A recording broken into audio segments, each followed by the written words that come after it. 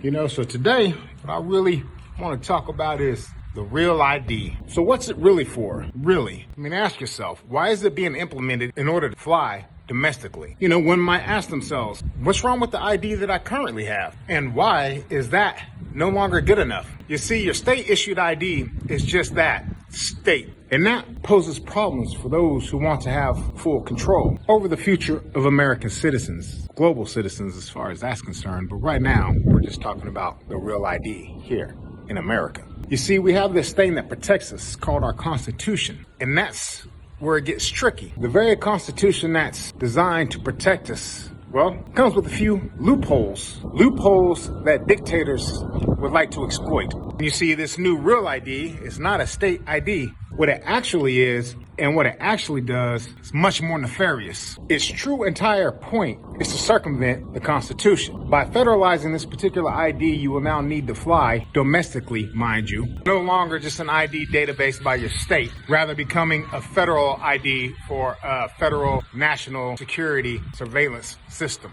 database. The true agenda behind this new real ID is so much bigger than the average person would like to admit. Heck, it's so much bigger than the average person could even comprehend. Internal passport, if you will, to travel amongst American states as an American citizen. So why would they want to do that, you might ask? Are you listening? Are you really listening? On the books, that law states that you will need a real ID for access to federal buildings as well as commercial flight. Well, why does that matter so much? Think about all the things that are in federal buildings that so many Americans need, that they would need access to be able to go into that federal building. Now imagine if the only way to obtain those documents or benefits or whatever is via an appointment that is inside of a federal building that you cannot enter because you do not have this real ID. Terrifying thing is that this law written is ended with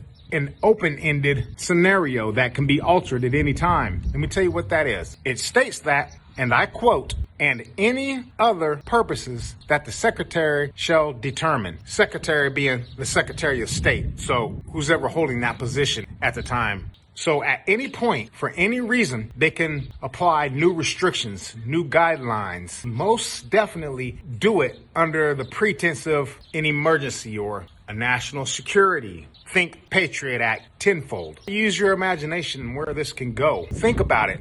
How often have we lost freedoms and ever gotten any of that back? Well, I'll help you. Never. So be very wary of this real ID. Just my thoughts of the day, y'all. Love you.